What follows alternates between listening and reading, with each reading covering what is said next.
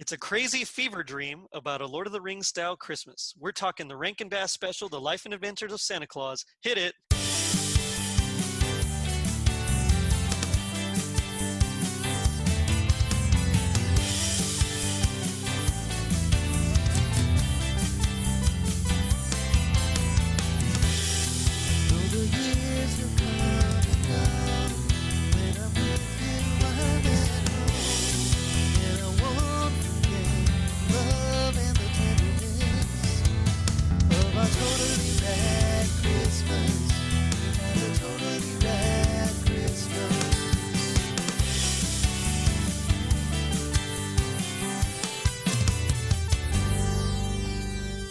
It was 1985. Calvin and Hobbes made its debut. Michael Jordan was named NBA's Rookie of the Year. Live Aid concerts were held all over the world, and Rankin Bass released its final Ad Magic special.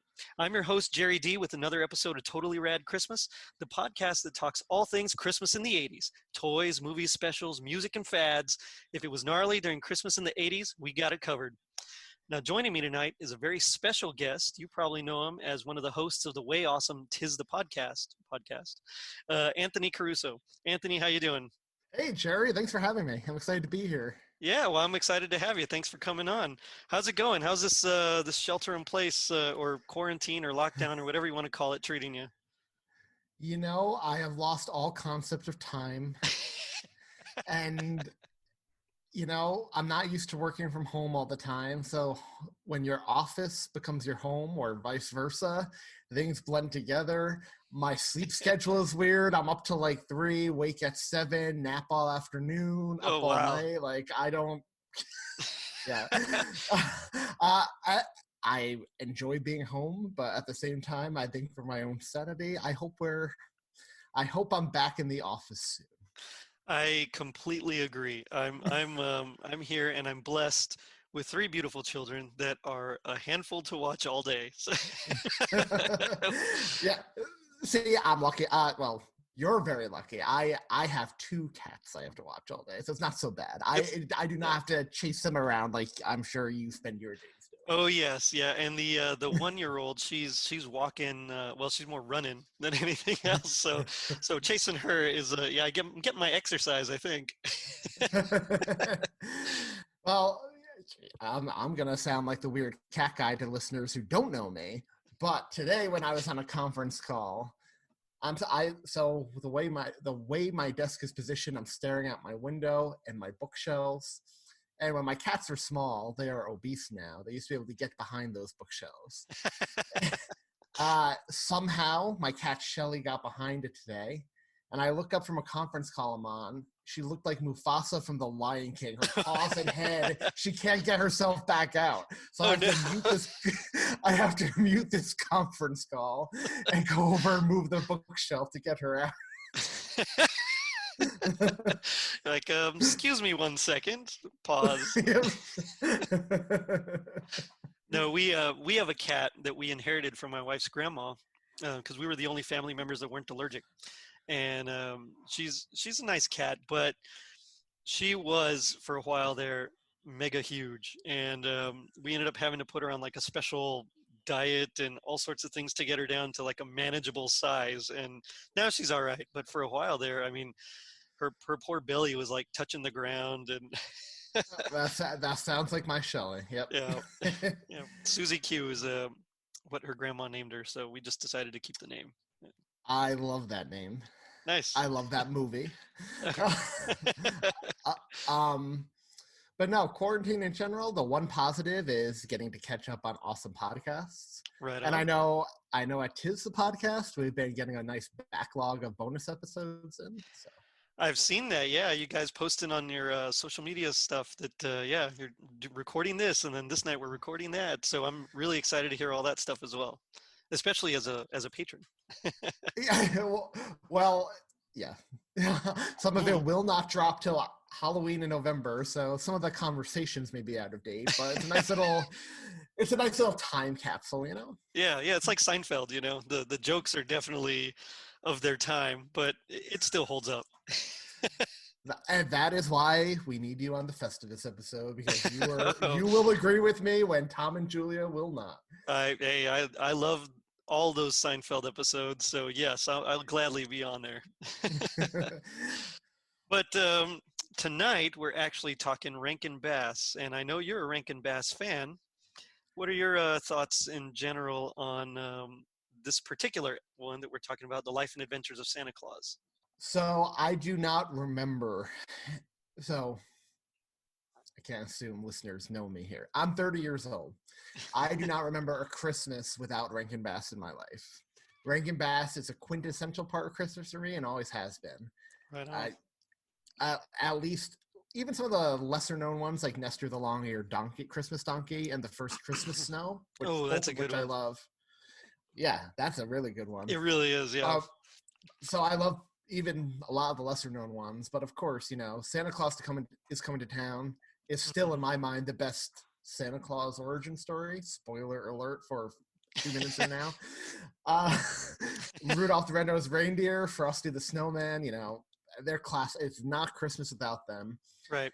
And you look at my Christmas tree, you look at my parents' Christmas trees, there are a million Rankin Bass inspired ornaments on them. Mm-hmm. So I cannot say that The Life and Adventures of Santa Claus was an annual watch for me. I did watch it growing up. I do remember it.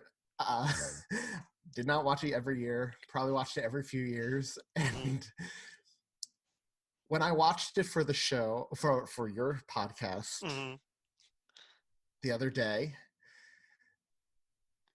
it came rushing back to me why this was not an annual watch for me. It is one of Rankin Bass's weirdest ones, and that is saying something for Rankin Bass. It is definitely weird. Now, to be fair, they actually, based it off of a 1902 novella by L. Frank Baum of Wizard of Oz fame, so it's not completely their fault. So have you read that? I have. It's been a while, a few years since I read it last, but I have read it, and they had to kind of condense all that into, a 45-minute or 50-minute special. So I can't remember. I mean, it's been a few years for me since I read the novella, but watching the special, I thought to myself, "Wow, okay, you can." So a lot, people always joke, Wizard of Oz, what was he on when he wrote that book? Yes. I had the same question when I was watching the special. And I feel bad saying that because, as you know, and as listeners of both of our shows know, I'm the Rankin Bass defender. I loves me some Rankin Bass. And I love when we do those episodes and you jump in and defend Rankin Bass. Or guest star and defend Rankin Bass. So every time, I feel a little bad that my first appearance on your show, I can't be a Rankin Bass defender. But I will say I did my homework. Right on. And I did it twice because I watched it again today. Oh, okay. in the hopes that maybe it had just been a while, and I was just like, "What is this?" But my opinion did not really change.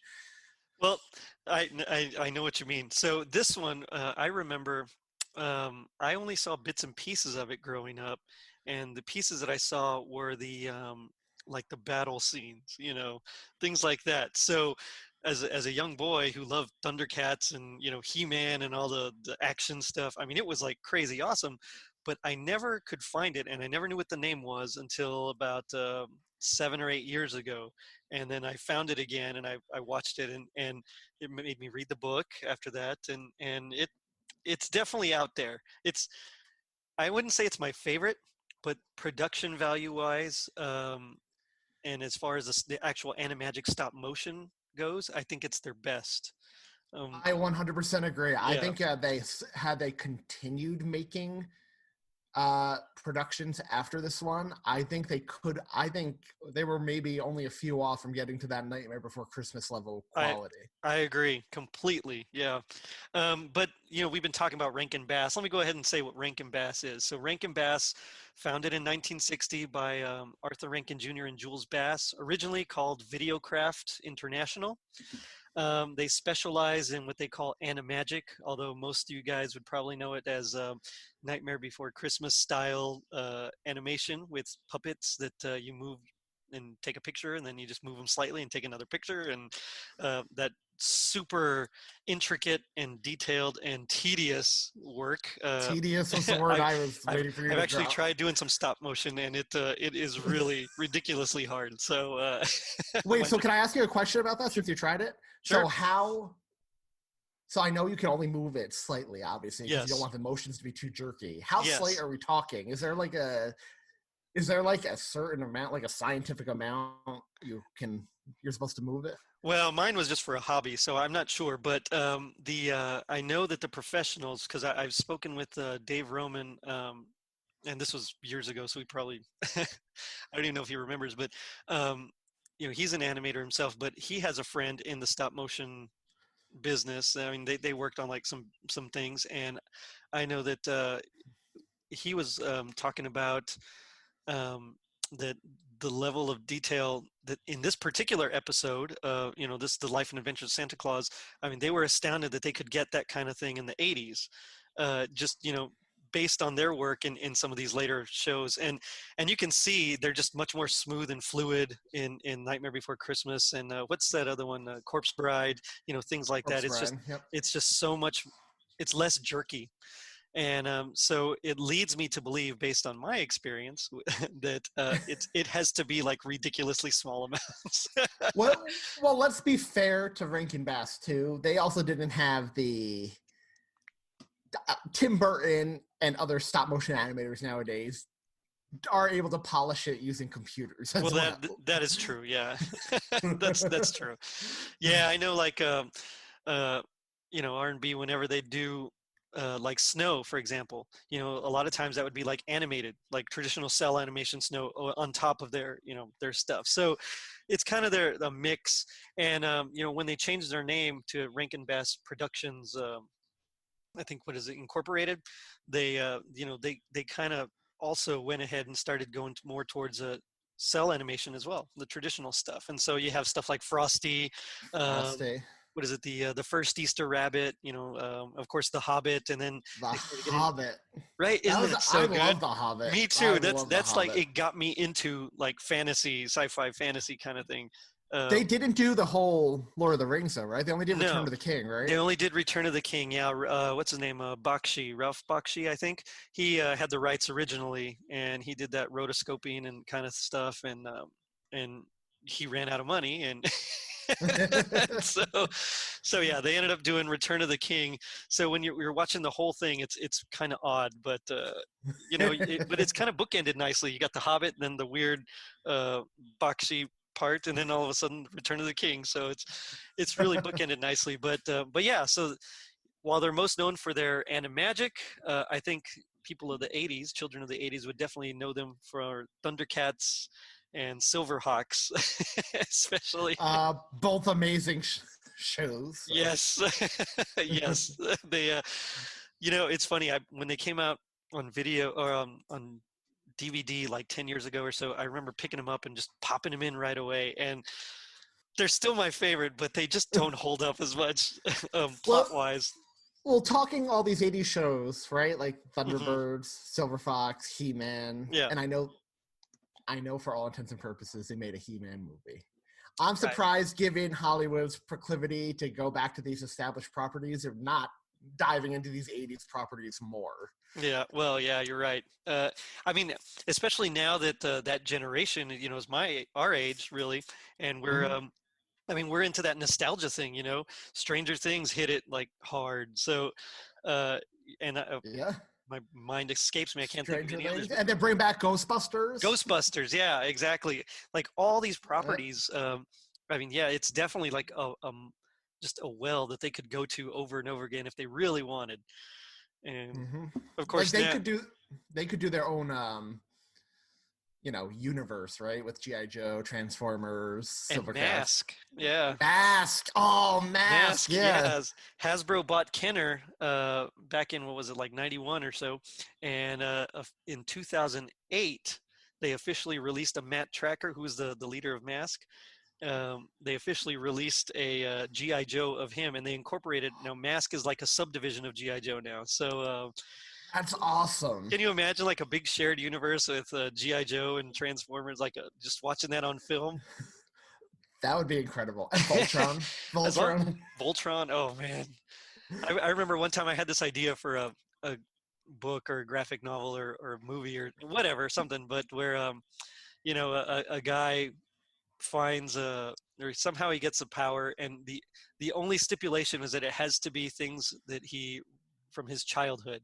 So he gets like he can use like He-Man's super strength, but he can only use it once or something, and then he has to move on to something else, and then That's really cool. and then he's got to go figure out what else he can do, and so something like that. And I just Well, thought that'd be kind of cool. But one of the recent things, and I know we're getting off topic, I just want to say this before. That's okay. One of the recent films, it was a book first, that I really liked was Ready Player One, because that hit all of the nostalgia so perfectly. You have all these properties you've always wanted to see on this giant battlefield at the end together, and it's like, how cool is that? I wished like so bad that they had done deals with like the other studios and things to get the rights to some of the original, because I would have loved to have seen the originals, but it was great. It was fantastic, and the book, of course, is amazing. And I love the book. Yeah, that's definitely one of my favorite books. It's interesting because you look at the movie, Spielberg cut out almost all of the references from the book to his stuff. Yeah. I guess he didn't want to look like, he was patting himself on the back or whatever. So I can see that. Yeah, I can definitely. I can see it too. But when you think of the '80s, you think Spielberg. Yeah. It's hard to really get into the '80s without talking about anything that he's done. Yeah, exactly. Oh man. Yeah, so but anyway, getting back to the life and adventures of Santa Claus, I too am a huge Rankin Bass fan, and like I was saying, I remembered bits and pieces of it, and when I went back and saw it, I think, as I said in my intro, the best way to describe it is like a fever dream. I mean, it's like the most pagan Santa origin story, Christmas story I've ever heard. Well, you know what you're getting into from the first 2 minutes when you see this. I think he was a wind demon. Yes. This really creepy. He almost looks like the prototype for a Destral from Harry Potter or something. And right? Yeah. And he's like, yeah, sure. Tell us why Santa should be immortal, King Agua. And it's like, what is going on? Like, if you have first 30 seconds. It's funny because I don't recall when I read the book, I don't recall them describing in much detail like any of these immortal beings, Knooks and I always say Reels, but I guess they say Riles in the show. Knooks and Riles and elves and whatever. And I don't remember them describing them very much. So when they show up, and they have like that weird like dinosaur stegosaurus type tail with like the tiny little bat wings, I mean, they're just I was not picturing that. I mean, I don't know what I pictured, but it wasn't that. And then the wind demons, I mean, it blew my mind watching it again. I mean, like we said earlier, Rick Bass has always been like a little trippy. Yeah. But I mean, this makes the Island of Misfit Toys and King Moonracer look like that's the most normal thing. That's the most normal thing. You can go take a vacation to a place like that. Yeah, a winged lion. Yeah, whatever. Yeah, and then Ack with those huge antlers on his head, and I mean, I guess the nymphs were pretty standard fare, but I mean, in terms of like Nordic, or I guess it's Nordic, right? Nordic Irish imagery, like that whole Northern European imagery. I mean, it's a beautiful looking film. Mm-hmm. It really is, yeah, and I definitely agree with that. But I also agree that it is. I don't know how to say this. It's just weird. Let me just put it that way. I know if Tom and Julia were here from your show, they definitely have some thoughts. Oh man, I mean, this is one we have not covered on our show yet. I assume it will make the list at some point, but oh man, I thought the other Rankin Bass ones were rough to cover with them, and those are ones I liked. This one's gonna be a trip. Yeah, I'm excited when you do that one. I'm excited. Make sure you just say it out loud. We're doing this one because I want to tune in like crazy. Oh yeah, I'll invite you on for that one. Heck yeah, I'll gladly.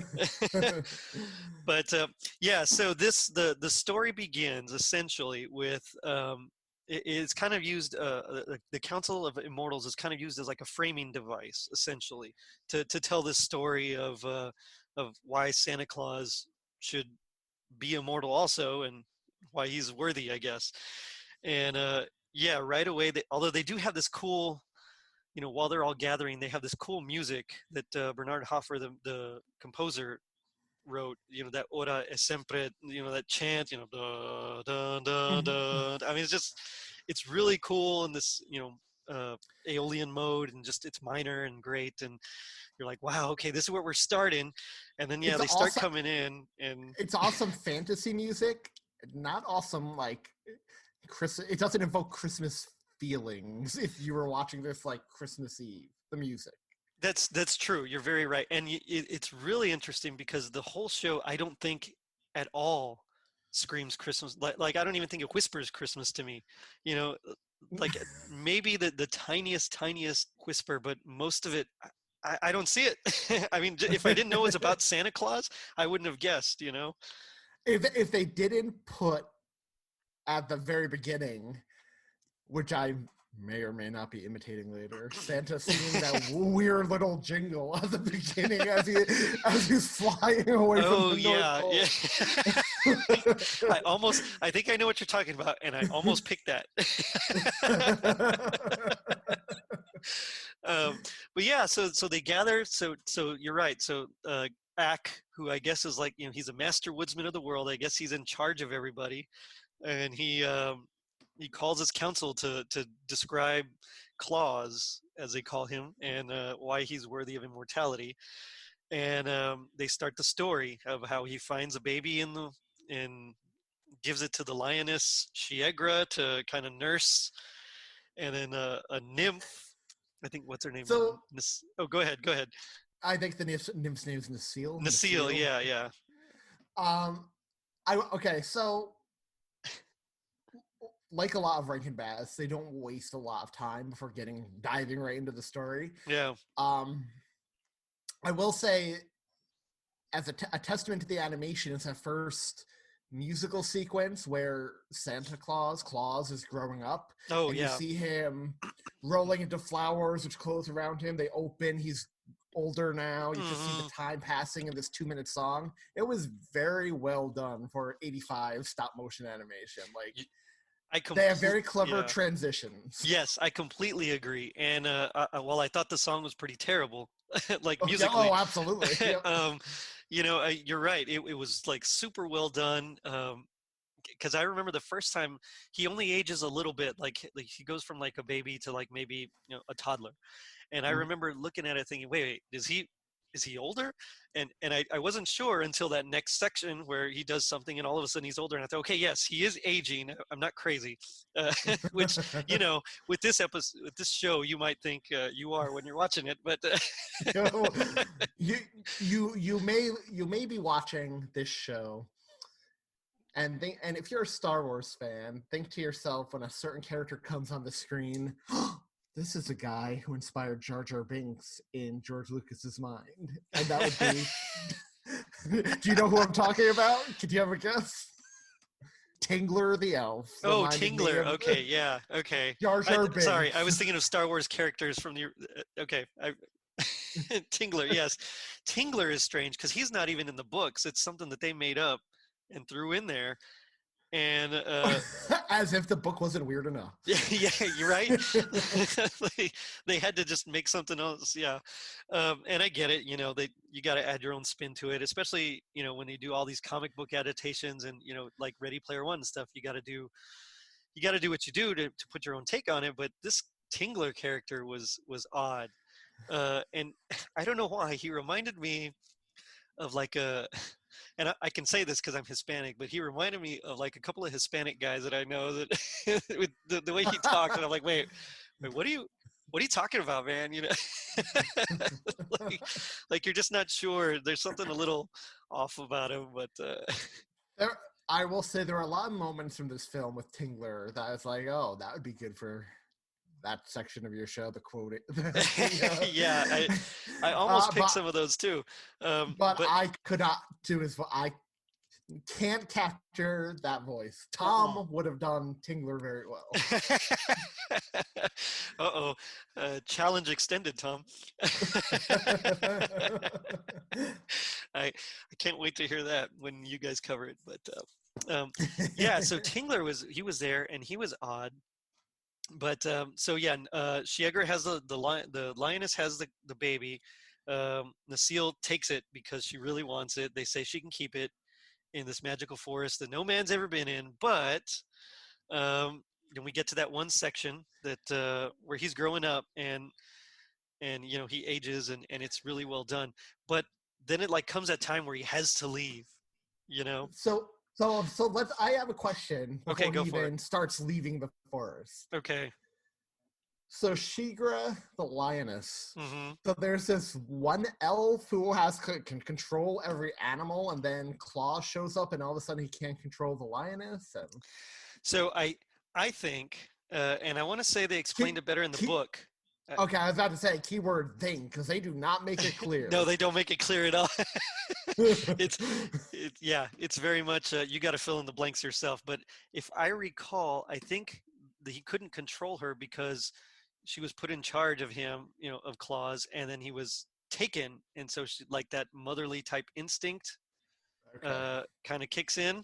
And I want to say that's in the book, but again, it's been a couple of years, so I don't remember. I could be just pulling something out of somewhere.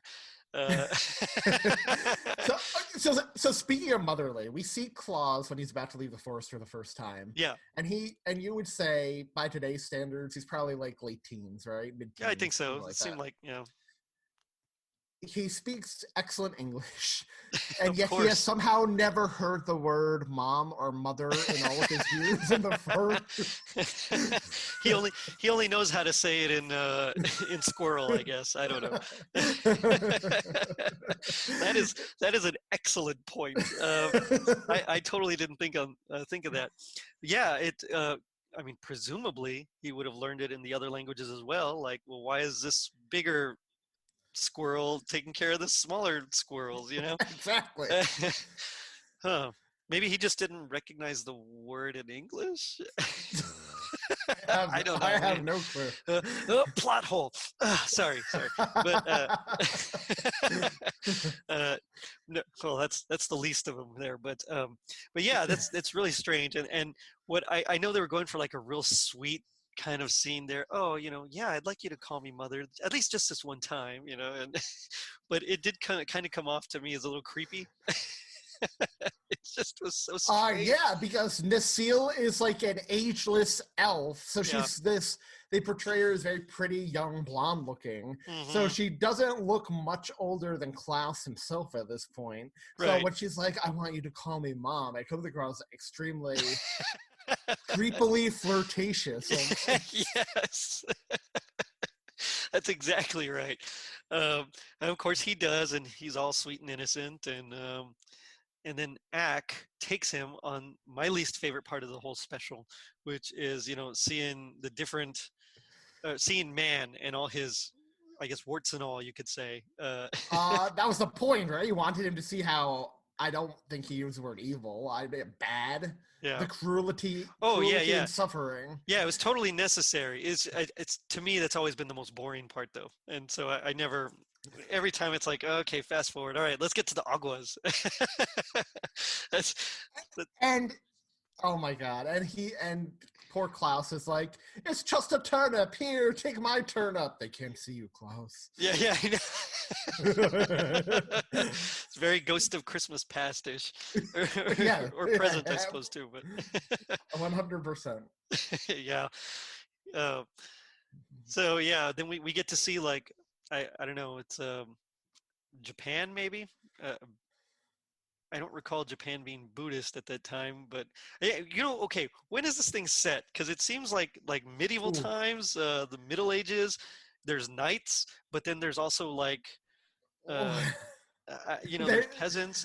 But I don't know. I I your guess is as good as mine. At one point, we went to like Agrabah or something. Yes, yes.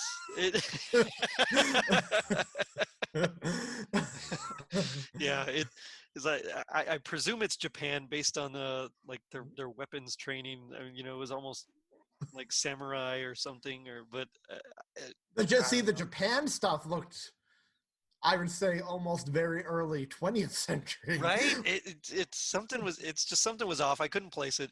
Although I guess that's like a hallmark of these Rankin Bass features. Like they They're could timeless. exist. They well, I Well, suppose you could say that. I'm gonna argue that a little bit and push back and point you to their other Santa origin story, which very clearly took place in Like World War One. well, exactly Ish. War Yeah. just before World War One, I'd Yeah. say, Yeah. just before World War One. And then that's where the whole movie took place until the end, when you saw modern buildings and businesses and Yeah, that's true. And then, but like when you think about like Jack Frost, and again, that one almost seems like feudal, but the way they're dressed is a little more modern than that. I don't know. It's uh, like they incorporate different elements from different eras to create this one, like, almost timeless, like as you suggested earlier. This I one do have a almost question timeless for era. you, since Okay, you brought up Jack Frost. okay. Not to get again off this topic for too long, but It's not a podcast if you don't get off topic. well, especially Rankin Bass. It's nice to talk to a fellow Rankin Bass fan. Yeah. Hint, hint, Tom and Julia. Um, Jack Frost. So I know that content. I know that at the same time, Mhm. all of these films, except minus this one, which is very standalone, all Right. the other Rankin Bass films are the same world, supposed to be connected, Kind and of. Yeah. Yeah. Mhm. continuity Out is the awful. window. How do we explain the Jack Frost and the winter people up in the sky with snow miser and heat miser? How do we reconcile the existence? Well, I mean, there's a lot of things that it's hard to explain. So like not just that, but then there's, you get into like Winter Warlock and Winter Bolt.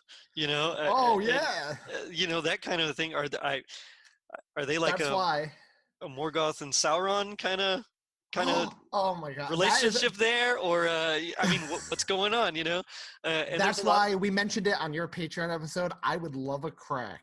Maybe we could do like a joint, like totally rad It's a podcast like bonus episode and both released it or something, where we Okay, like spend an hour like, just breaking if down we were gonna continuity. if or like trying to make it make sense. Like, okay, if we were Rankin Bass and we had this story plotted out from the beginning, how would we do it? I think that could be a lot of fun. I think that'd be a blast. Let's do it. I think let's do it.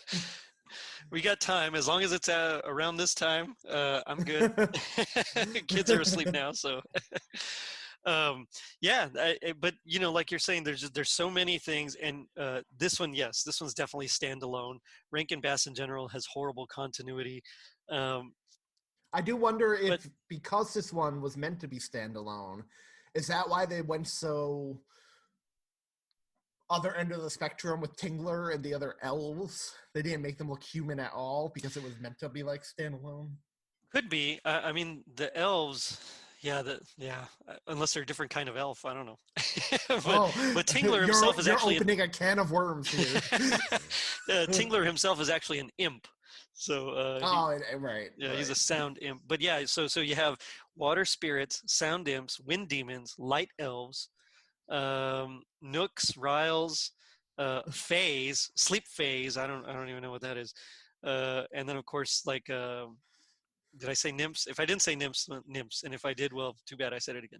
So It almost listing them off in order like that, are we sure Tolkien didn't write the life and adventures of Santa Claus? Well, I think his would have been a lot more poetic and made more sense. Well, I think the Aguas in his version would be a lot more evil than they were in this version. Oh man, for real. For real. The Aguas, it's interesting because, we're talking about the looks earlier, and again, I don't recall them being described. So when they came out like that, it was crazy.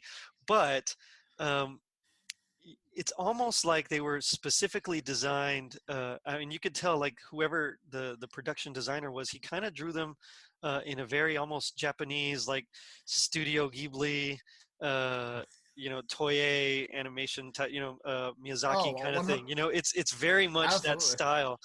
And it's really interesting because I don't think a Western point of view would have made them at all look like that.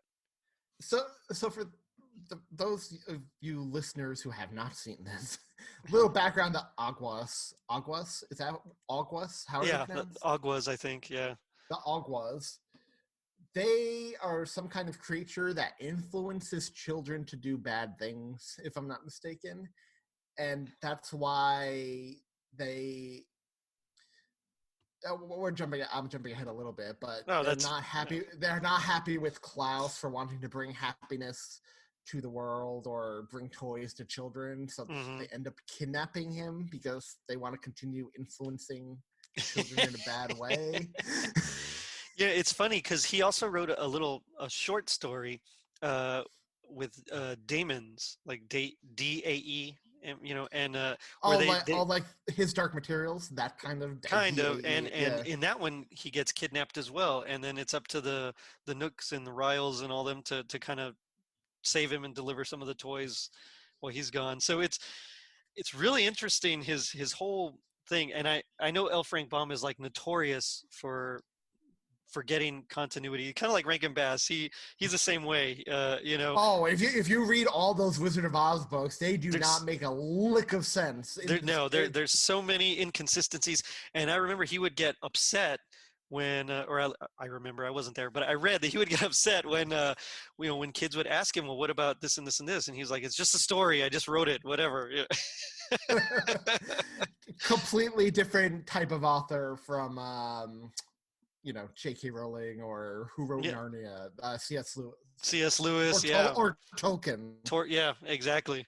Even Rick who were Riordan, all who tries to keep, notorious planners. yeah, yep, Yep. gotta have everything out, which is how I work too. I like to have everything, boom, boom, boom. Oh, I have detailed plans when I write. My favorite part of a writing is the planning. I'm a big planner, and I like the world building aspect.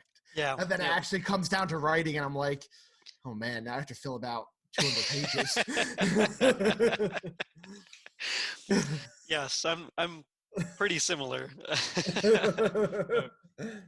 um, so there's a lot of things in this special that drove me crazy, and I know, again, it's not their fault; it's the fault of L. Frank Baum. But like the Laughing Valley of Ho Ha Ho, Oh my like gosh. that's just cringeworthy, man. I mean, like who? Why did he think that was a good idea? I mean, I know he was just writing this for children and like, let me explain things, but I mean, that's just, was it 1902 really that different a time that kind of thing could fly? I mean, it just seems so weird. Well, okay, so my favorite is when, first of all, the sleigh's not flying; it's leaping. It's leaping, yeah. Which is like flying, which that bothered me. I was just like, make it fly. Yeah, just make it fly. Come on. But when they're leaping through the valley, and Klaus is like, now I know why this valley is called the way it is. Ho ho ho! I'm like, Yeah. really? That's the origin of the laugh in this story? Yes, Really? it's like so forced. I much prefer the seals teaching him how to laugh, and Santa Claus is coming to town. Right? At least that kind of that kind of makes some sense. I mean, why would you? Okay, as absurd as that part is in Santa Claus is coming to town, it makes me laugh all the time how Rankin Bass hits you over the head of it with it via the Burgomeister when he sees Santa escape his town. He's like, he's laughing like a seal, climbing like a squirrel. It's, you know, Rankin Bass is not one for subtlety. I mean, they, as much as I love them, I gotta say, they will be in your face forever. So there is a Rankin Bass film that I think it's been longer since I've seen it, even than this, and that is Mad Monster Party. Oh, yeah, that's been a minute. So if you plan on doing a Halloween episode on that, I would love to come back and discuss that one with you. Well, maybe we will do a bonus episode. I hadn't thought about it. But yeah, that sounds fun. I somehow think I was able to convince Tom and Julia to do Rankin Bass Easter, and that's because there are not a lot of Easter specials. But with an abundance of Halloween films, I don't think I will ever convince them in the next few years, at least, to do Mad Monster. That's going to be down the road. Well, especially after that poll that you guys had about which Halloween. Yeah, that was nowhere. I don't even know if it was on it, but it was. Okay. That's how near the bottom it was. Oh man, yeah, Rankin Bass. I mean, they're definitely. I don't want to say they're an acquired taste, but it's definitely, if you didn't grow up with them, it's a hard leap to get into it. So that's what always astounds me about. Well, not anymore, but the first time we covered Rankin Bass on our show with Tom and Julia, how they didn't really, besides Rudolph with Tom and then Julia not at all, like, they didn't really grow up with them, whereas I don't remember my childhood without them. Like, it's so interesting that their parents didn't, like, everyone I knew watched it. Like, it's just a thing. It was always on TV, so I find that really interesting. Yeah, same here. But I guess, yeah, I don't know. Maybe they weren't shown as much when they were at the right. I don't know. I know there was you'd watch the commercials. They'd start airing the commercials like after school during G.I. Joe and all those. And it would have that windy, like, magical sound. Mm-hmm. Yep. Rudolph, with your nose so bright, join CBS for the special presentation. That's it, yes, on such and such day, and you're like, oh, okay, and then you got to go write it down so you don't forget, or you run and tell your mom, and Mom, can you go buy a VHS so I can record this on the VCR? Oh man, it's funny because we bought a Betamax back in the day, so we could record things. And then, of course, VHS took over, and we ended up having to get a VHS years later. But I think we still have like a bunch of videos from MTV recorded on on Betamax. Okay, so I was gonna say I was at my parents' house recently, just going through closets where all the photos are and all the old, like, VHS tapes and everything are, and I found a bunch of VHSs I had recorded on back in the day, and I had my labels on it. I recorded like random episodes of like Boy Meets World and like random classic, like made-for-TV movies, and I'm like, what was I thinking?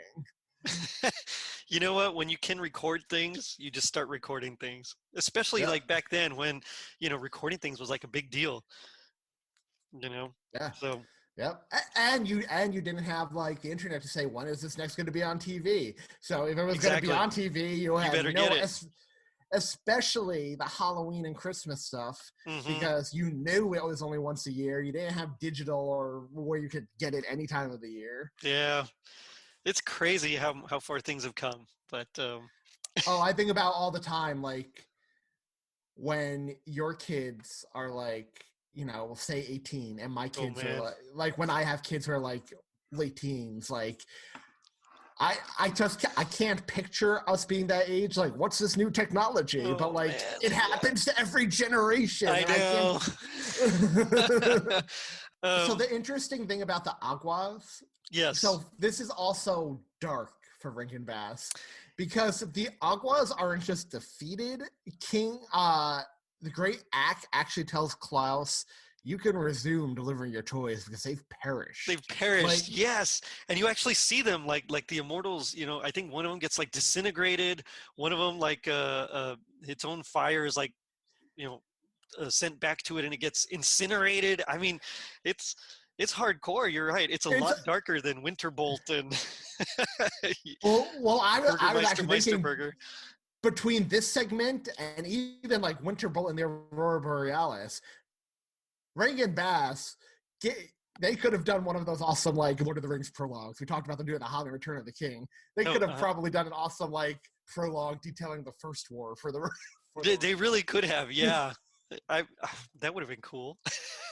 Oh man, I'd love to see a Rankin Bass style, like the whole Lord of the Rings movies. Like a shot-for-shot remake of of the Peter Jackson's movies, but Rankin Bass style. But yeah, you're right. It's like crazy dark. So Claus, he settles. He leaves the forest, settles in the Laughing Valley of Ho Ha Ho, which is ridiculous, and he discovers he likes essentially making people and especially children happy by giving them toys, like making toys and giving them to them. Usually they're whittled out of a piece of wood and just painted like a cat or something. And you get that one weird song, that big surprise. One weird song?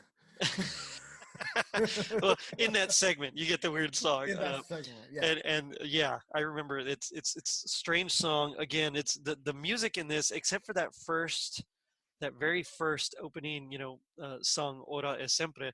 The rest is just, it's so strange, and I think a lot of it has to do with. No, go ahead. None of them are like earworms. Like no. Whether or not you like the music in the other Rankin Bass specials, they're earworms. They're iconic pieces of like the Miser Brothers song, like. Somebody hums the opening tune, the opening notes, it gets stuck in your head all day. Yes. Like none of them in this one, like I won't do that for you, by the way. I'll go easy on you. I'll do it. Dun dun dun. Oh no. Dun dun dun dun. Oh no, I'm not gonna be able to sleep tonight. But yeah, you're right. It's and a lot of it I think is because Maury Laws didn't do the music. He did most of those other specials, and the other ones, yeah, a lot of times they were built off of like a song already done. They kind of decided to, hey, that's a Winter Wonderland. Let's go. Let's take that and we'll make a special about it. Whereas this one, it's based on a book. There's nothing really there. They had to create everything for it, and you can tell. I mean, it's just you can really tell. Well, and correct me if I'm wrong. Keep me honest. Okay. So I'll do my best. Did Maury Laws, did he compose and do the music for the traditionally animated 'Twas the Night Before Christmas? I believe he did, yeah. Okay, because that's one where they took a poem and adapted it, not a song already. That's true. I actually really like it. Just goes to show his talent, because the songs in that I like, whereas the songs in this, like, Even a Miracle Needs a Hand. Oh, that's like one of my favorites. Even a miracle needs a hand. I love. Yeah. Well, I love the one, and we always use it as our outro music on Christmas Eve for our bonus episode. Come on, oh Kris Kringle. Oh, down that's the a good Milky one. Yeah. Way. Yes. Yep. Yeah, that one's great. Yeah. And on that special, I really hated the way Santa Claus looks. Like that's like oh my god, like the worst looking Santa Claus ever. so that special is on our list for later this year, but I 110% agree. Like they really went. We talked about this recently on our show, how a lot of movies don't go the route of Santa Claus himself being an elf, where traditionally he's described as a jolly old elf. Yeah. But that special really, I think, leaned into that for their design, and he had the Amish neck beard instead of the full. It was just very weird. Yeah. No mustache, which mustache. And then his cheeks were the rosy cheeks, and so they actually they took it very literally and had the little red circles on his on his cheeks and his nose like a cherry. I mean, and he was a fiendish smoker. He had that corn. He had the pipe in his mouth. Yeah, they really took the description and ran with it. More so than their others, which is interesting because here in this special, Santa Claus is young for most of it. He's still what, like 30 maybe when he starts giving out. except for the very end. At the very end, when he's about to die. Yeah. Yeah. In which case they did, for all the other designs they threw to the wind from their other specials, they did make him look like I would say the Year Without a Santa Claus Santa. Probably more so than all the others. Mm-hmm. Yep. And it's so strange to see the beard, the nice rotund gentleman giving out the toys, and yet it's like a tannish, brownish hair. It was wrong. Santa's a ginger. Rankin Bass already established that. Well, this is a whole nother universe here. Oh man, they need to do an Infinite Crisis movie with this Santa. With this Santa, the main continuity Santa. Oh, that'd be so cool. Put a pin in that for our Rankin Bass movie special. It's funny because to me this one is so far removed. It's almost like, did you ever read when it was back in like the late 90s, maybe early 2000s, and DC and Marvel had a big crossover, and it was drawn by George Perez, written by like Kurt Busiek. It was like it's a fantastic book, and it's just funny because it talks about how the Hulk beats Superman. No, this was different. This wasn't the Amalgam universe. This was like a special crossover event where the Avengers and the Justice League come together, and Krona from DC, he while he's looking for a way to, of course, to find the beginning of time, he somehow manages to get into the Marvel universe. But they established that it's not just like parallel Earths, like the multiverse. It's like a whole separate universe. And there's this really cool scene where he's like got the two universes trapped, Krona, and it turns out that they're like falling in love with each other or something. And when the heroes manage to separate them, they're like pulling apart. And it's just like, it's weird, but it's like, yeah, there's this multiverse over here, but then there's a whole nother separate multiverse over here. That's so cool though. That is weird. I love stuff like that. I do too. Nerd, yeah. So I love stuff like that. That's the type of stuff I never thought in my life we would get, like a Marvel Cinematic Universe. Yeah, in general, I completely agree there. So, I'm hoping in my life we get a good DC Cinematic Universe. Yeah, we've had several good standalone films, and that's about it. well, again, sorry for the tangent. I was reading that the WB's really relying on their Flash movie that they wanted to Flashpoint to reset. Like, so when he comes back, it's Gal Gadot's Wonder Woman and Jason Momoa's Aquaman, but Henry Cavill and Ben Affleck are gone. Batman versus Superman, Justice League never happened, and Robert Pattinson's there, and then everyone else is new. And I was like, I'd be okay with that. I really hope they keep Henry Cavill, because I think he could be a fantastic Superman if Zack Snyder just didn't have him brood. Like, if he just wasn't this, crazy, what is my purpose, just, down in the dumps kind of guy, I think he would have been, like, amazing. He looked like it, just like him, what he should look like. Yeah, and the few scenes where he was, like, joyful and hopeful and everything, he killed it, and I loved it. It was so few and far between that. Say what you want about how awful Justice League is, but that moment when he is Superman, proper Superman at the end of that movie, that was like, that's a Superman I want to see. Yes. Joyful, hopeful, a bit corny. Like, that line was awful when he said, "I'm a big fan of justice," or whatever. I was like, but that's Superman. Like, yeah. Yes, exactly. Exactly. I completely agree. And that's, you have these images in your head of these iconic these iconic characters, and this particular Santa, see what I did there? Nice seg. This particular Santa is not that image, like, at all. Oh, not at all. It's crazy. So I don't know, like, I'm trying to think, because this is not obviously the first Santa origin story that I saw as a child. Mm-hmm. And I'm trying to think, if this was my first, is this like, would this be my go-to? Like, does it have to be your first in order for you to, like, go to this one and be like, what, Santa was raised in the woods by nymphs and elves and spirits? Like, I just can't picture that ever being a choice for kids. And honestly, I can't either. And I think especially because some of those images are terrifying. So Santa starts delivering the toys, like you said. The Aguas get their knickers in a bunch, and they're like, no. The thing that made me laugh the most is when they sent him that warning note. And Yes. and it's funny because it starts off Mr. Claus, like the Aguas are so polite for being these terrifying creatures. They're so polite. But I yeah, know. so, In token, they just would have sent like the beheaded, like yeah. Tingler's head on a platter to him or something. Yeah. This is the best ever.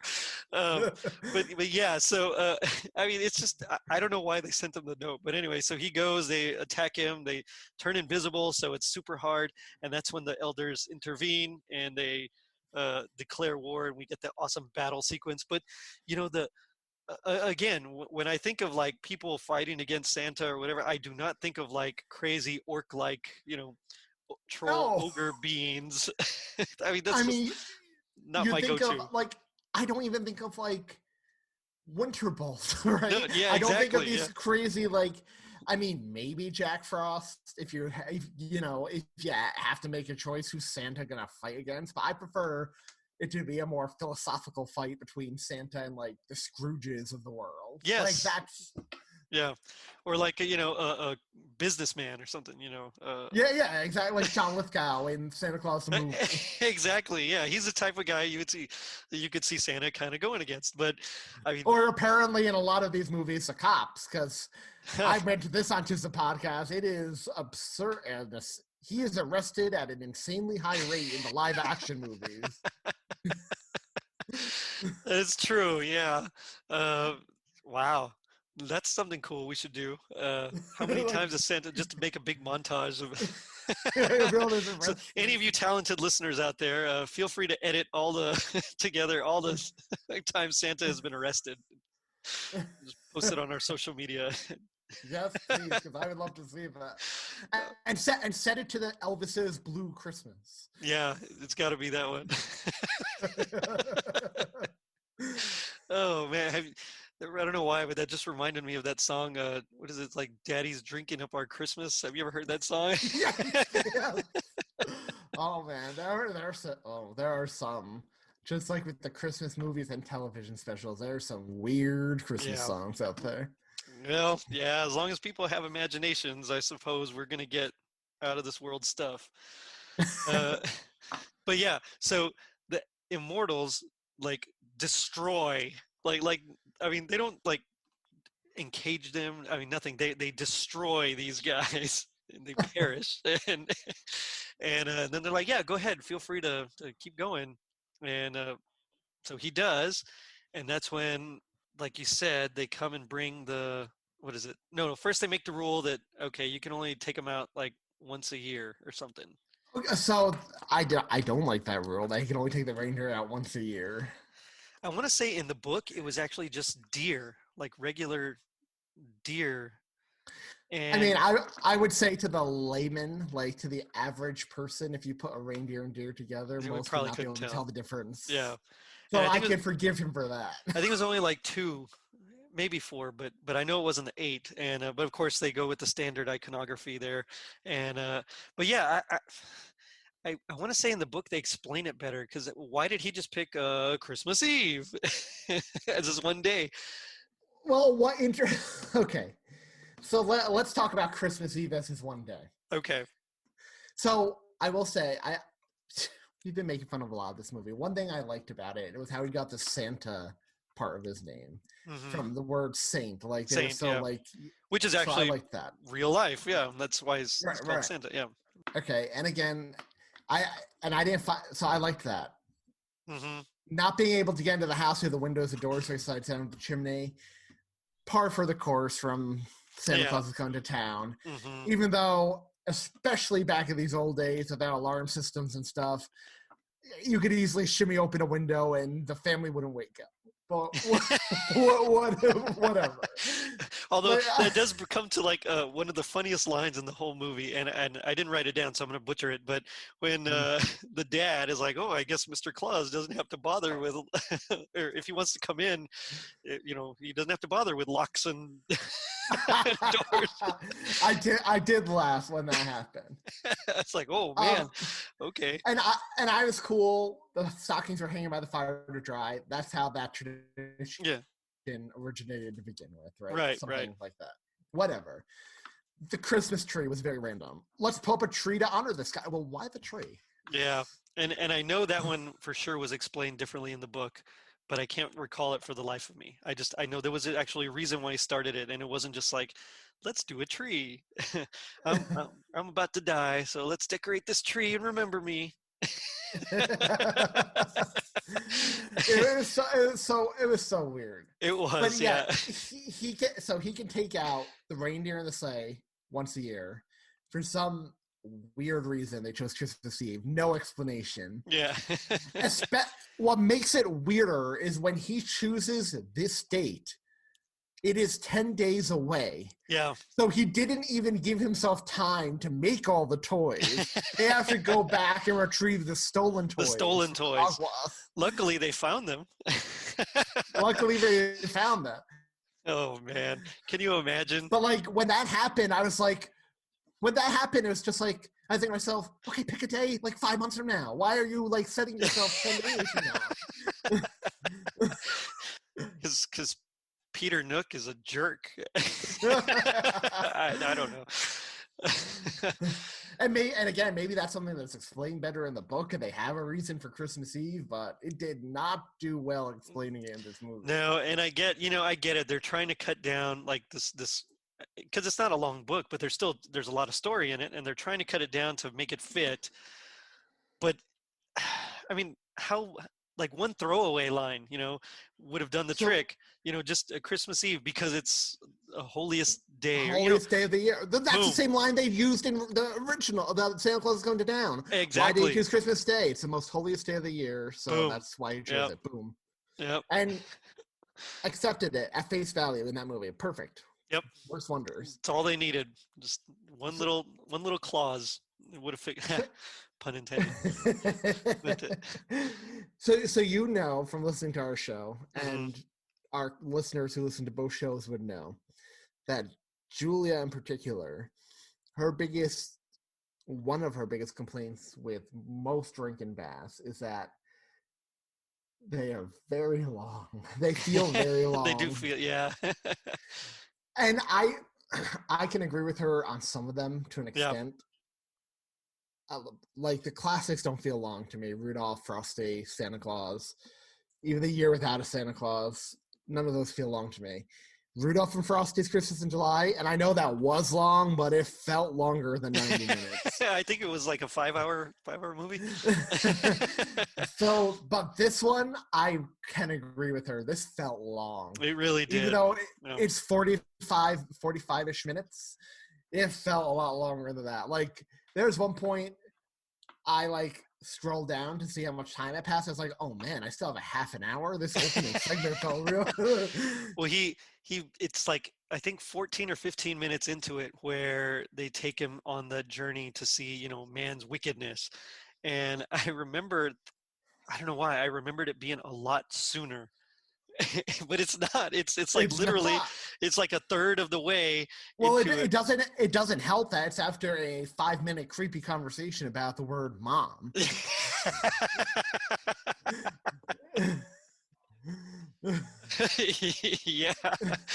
Yeah, and it's you're right, and I want to, they get to that big battle, and it's cool. It looks cool. It's well done, but it's like super short. And it's like, because I think at that point they're like, okay, we got to wrap this up because we're getting close to the end. And it just seems like so out of the blue, the like Ack is like, all right, you do not, or you defy me or something like that. It's like, there's no back and forth. It's just, oh, you're not going to listen? All right, come on guys, let's go get them. So I do have a question for you. Okay. So this movie, the council obviously votes unanimously to give him immortality after they hear this story. Right. because of all of his good deeds. Right. Okay. I don't feel this version of Santa's origin story did enough to establish what a good person he was to grant him immortality. I agree. I completely agree. I mean, it's, there's when he goes on that journey and he's trying to help, yeah, that kind of shows it. But then the rest is just like, oh, I like making toys for kids, and that's about it. I got to deliver these toys. I mean, Right. why? So in that case, does every toy store owner get immortality in this world? Exactly. Like, why? So what? Okay, you like making Like, toys? Great. are you a fan of Santa Claus, the movie? I am. Yeah, I like Santa Claus the movie. All I could think about at the end when they're talking about giving him immortality is the scene and when it's explained to him and Mrs. Claus in that movie that they're going to be granted immortality. And I was thinking to myself, like, that first of all, that movie monopolized time very well. They died within 5 minutes and then like came back as Santa. Yeah. Like they were very very good with the timing in that movie. Mm-hmm. But and you didn't get a lot about his life beforehand, but that just a portrayal of that Santa, you could tell he was a good soul, a kind-hearted person. And I guess that's where they failed here. I believed Fred Astaire's, not Fred Astaire, Mickey Rooney's Santa was a better person, just a vibe he gave off than this Santa. Yeah. And I think part of that was because, they kind of do the same thing with their time. They kind of get right into it. He was adopted by these elves, okay, and then they raised him to do this. That's their business, and and they spent a lot of time with interactions with him and other people. Where he's talking with Jessica, he's talking with the kids, and this one, there's not a lot of that except him with like Tingler. So it's hard to see that because there's not really a lot of relationships to play off of. One thing I thought was really interesting though is the voice of Santa. The guy with Earl Hammond was the voice of Mum-Ra in in Thundercats. Really? And also Monstar. Cool. Yeah, it's funny. Like almost everyone in this was on Thundercats. So he was Mum-Ra. I think he was also Jaga, and he was Monstar and Silverhawks. Earl, the king of the Ogwas, was Panthro. Oh, that's awesome. Yeah. Well, then, I thought Tingler sounded very familiar, and then I realized, he was in the Easter Bunny's Come to Town. So I just heard his voice. He did the voice of Chugs. Oh, okay. Yeah. Chugs the train. I think I can. Plus, in a more famous Rankin Bass, he was also the voice of Jingle the elf in Year Without Santa Claus. Okay. Yeah. Again, talk about continuity. Those elves nowhere to be found. Those are completely different, yeah. Although, I'll say it now, when we remake these in our special, I think we should get Key and Peele to do the voices of Jingle and Jangle. This sounds like a job for Todd Killian's casting. His recast. Oh, man, we should get him on the show too. Like a person from each of our shows. So we'll just do like a big old brain trust kind of a We'll Lucasfilm it. Yeah.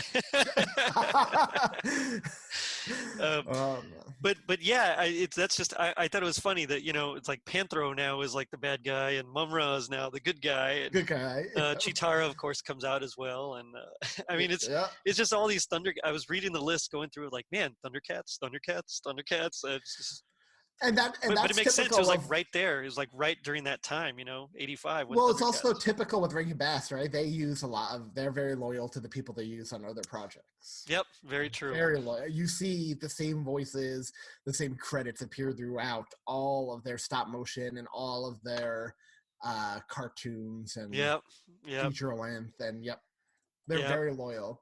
It's kind of like, Adam Sandler has his friends in every movie.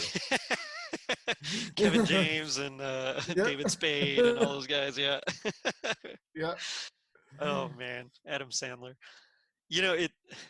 I know a lot of you guys on your show are not very huge Adam Sandler fans, but no, I'm in the minority there. They're big Adam Sandler fans. Oh, okay. I thought it was the other way around, but I actually grew up with Adam Sandler on Saturday Night Live. So all those guys, Spade and Chris Rock and all those cats, man. I mean, to me that was like Saturday Night Live at like its peak. But I think part of that is because I grew up with it. But anyway. Okay, so what would you say? And I know it's going to be hard because you really don't like this one. So what I would say is instead, what is your happiest memory of Rankin Bass? In general. In general, yeah. Well, I'll go easy on you. Okay. Okay. So this is a Rankin Bass memory, but it also ties to a larger Christmas memory. So Okay. I'm gonna. So when I was young, my doctor always used to joke with my parents that like whatever could go wrong with me could. I got like everything in the book. Oh So man. I actually came down at the age of like 5 with scarlet fever. Oh wow. Wow. So my and that's pretty serious. So like Yeah. my parents. So there's a 2.5 age difference between me and my sister. So I'm 5, my sister's 2.5. So my Okay. parents are dealing with a kid with scarlet fever, like constant fevers, puking, etc. Two and Right. a half year old on top of that. So like a week into it, my grandparents, it's around the holidays, my grandparents come and like, you guys get out of the house for a while. We'll take care of the kids. You guys need a break. Mm-hmm. Cool. So I remember sitting down with my grandparents, lying down with my grandparents to watch Santa Claus is Coming to Town, which was and still is my favorite Rankin Bass. And Nice. I loved it. It was awesome. Like, oh, my grandparents are so cool. Like, my grandmother is also my godmother, this particular grandmother. So, love spending time with her. She's like a big kid. So, Right like, on. I just remember them cheering me up and, like, just having a great time watching this with them when I was miserable most of the time because I was suffering from this. Right. But then when my parents came home, and it's still the decoration they have to this day, they bought this animatronic Santa to cheer me up. It's probably the size of a desk, and it's Santa sitting at his desk, and you plug him in. He has a candle that lights up, and he's moving back and forth as his quill, like going over his list. Nice. And the list is long; it drags the floor, and it's all the names are written in green ink.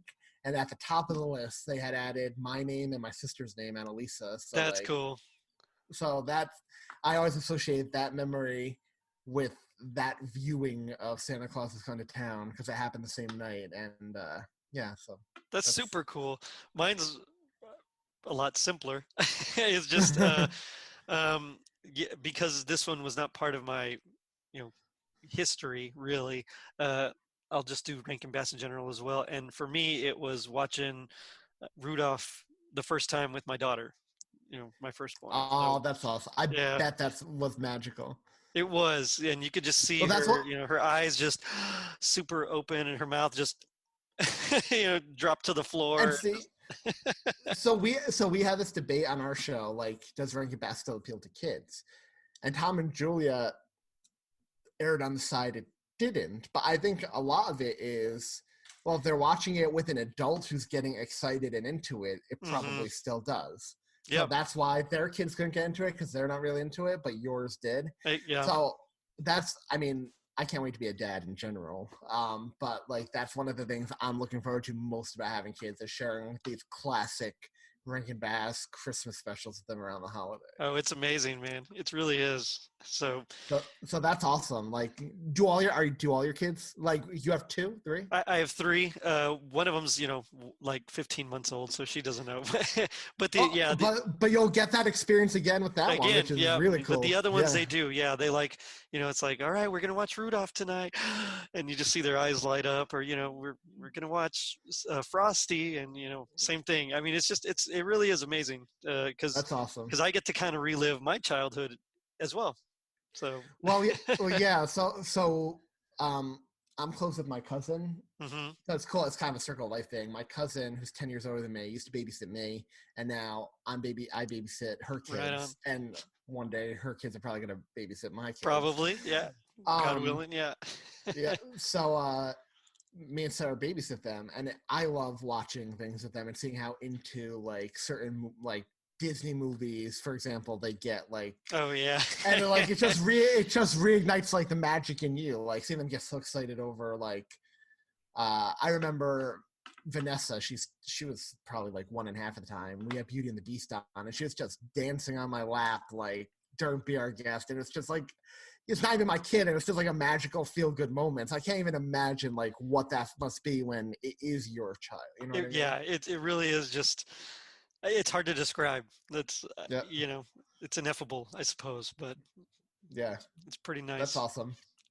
Well, dear listeners, it is now time for my favorite segment, which is Gag Me with a Spoon. Anthony, you know this segment, don't you? This is where we pick our least favorite part of the movie, and we do our best impression of a character or scene in the movie that we particularly dislike. So I will allow you, as the guest, to go first. Okay. And as always, the winner gets probably a sticker. Tis a podcast. That's how much I listen. A totally rad Christmas sticker. But if I win, I get a big fat nothing. So, go ahead. Okay. Whenever you're ready. Yeah. Yes. 1 second, because I want to make sure I don't mess the line up. Go for it. Yeah. And feel free to set up the scene for us too, so we know where you're. Where. Oh, I will. I will. Okay. Okay. So when I finished watching this movie and I knew the segment was coming, I was like, well, there's a multitude of stuff I could pick. Yes. It's just not good. I mean, I didn't want to add an extra 50 minutes to the show by reenacting the whole film. But so Tingle, I could have picked a multitude of Tingler stuff, for example, but I know I can't nail him. So I was trying to think to myself, well, what can I do a reasonable impression of that could get me a chance of winning?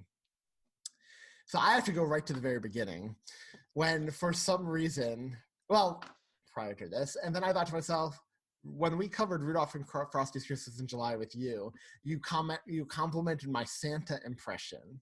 It was good. I know it was a different actor. It was a different Santa. That's true. But then later on, you also complimented my Winter Mirror Magic Wizard impression, whatever that thing was. I remember that one was also really good.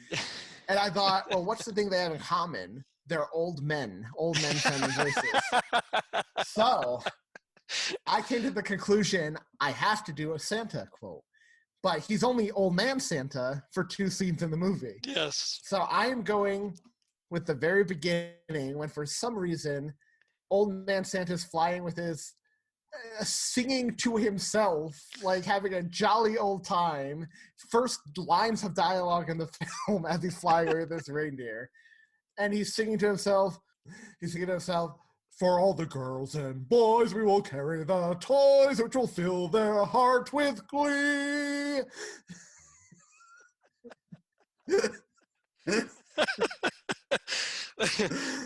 Anytime I'm doing something by myself, I always self-narrate what you're doing. I always narrate what I'm doing in song. It's just standard. What makes this even more absurd? What makes this even more absurd is the fact that this is something he does done every year at this point. Yep. So does he self-narrate, sing this song to himself every time he takes off? That's his tune, man. That's his jam.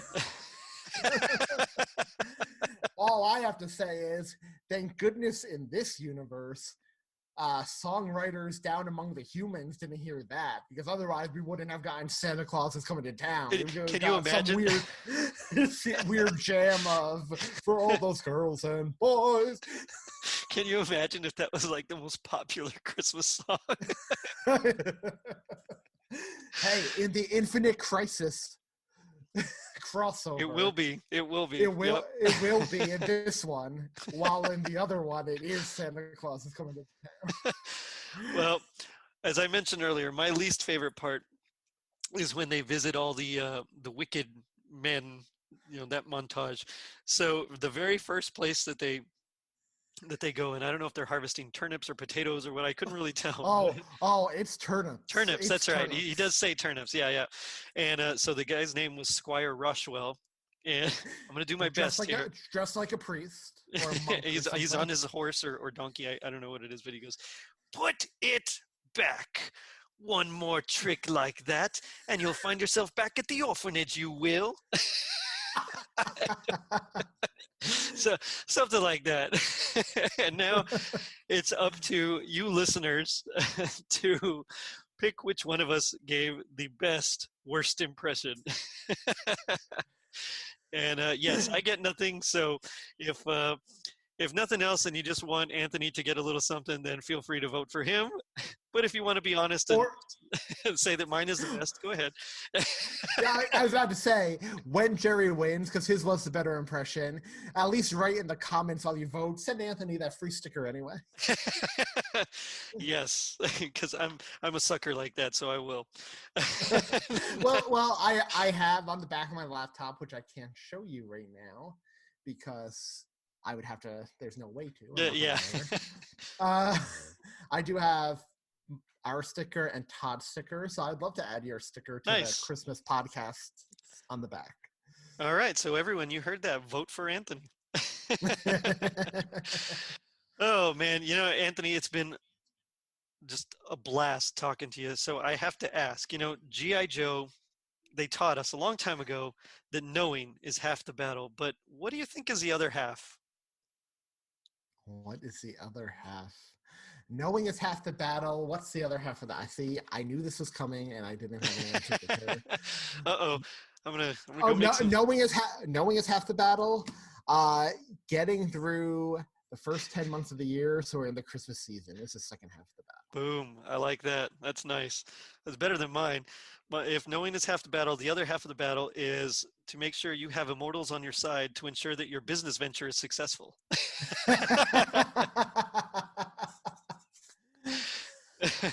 I love it. If knowing, yeah. Also, if knowing is half the battle, make sure you have reindeer who can fly more than once a year. Well, no. Who can leap? Who can leap more than one day a year? That's the other half of the battle. And on that note, Anthony, it's been great. What do you want to plug? Anything? So Tis the Podcast is a Christmas. For those of you who don't know, that's my Christmas podcast. Well, I'm 1/3 of said podcast with my co-hosts Tom and Julia, and it's a weekly Christmas podcast that covers Christmas movies and TV shows from all decades, all years, all future years, and check it out, because we have the three of us have a lot of fun, a lot of laughs, and you can find that tissapodcast.com, podbean.tissapodcast.com, or itunes.com/tissapodcast. Right on. And yes, I highly recommend Tis a Podcast. It's one of my favorites, and you should check it out because it's always a great time. And next week, you will be hearing Tom on this show, my co-host. Next episode, not next week, right? Next episode. Yeah. So I'm sure he will do a better plug for the show. But I do have to warn your listeners, Tom is the worst. So you will enjoy this episode with me far more than the episode with Tom. Which is another reason to check out Tis the Podcast. The back and forth between Anthony and Tom is quite fantastic. and Julia just rolling her eyes like an exasperated mother, going, boy, this is the Rankin Bass episode. You'll want to compare it to Rankin Bass. It's Mother Nature with the heat miser and snow miser. So which one are you? Are you heat miser or snow miser? I would say I'm Angry Anthony, so I'd be more inclined to say heat miser, but I'm taller than Tom, so I think he's heat miser and I'm snow miser. Plus, I'm Italian, so I have the nose. So snow miser has the nose. So I'll say I'm snow miser. Right on. But pose that question to Tom next week, because I'd be curious to see if he says the opposite. I sure will. I'll definitely ask him. So let me sign off by saying, what is man's use? Why is he here? Why is he born at all? To leave the world in some way better than he found it. Great act, how can I do that? By finding us always on our social media pages, Facebook, Twitter, Instagram, and our website coming soon. Now follow your star as others have before you, and try to bring a measure of love and joy to the world. Don't forget to vote, guys. Later, dudes. Bye, guys. Thanks, Gerry. Thank you.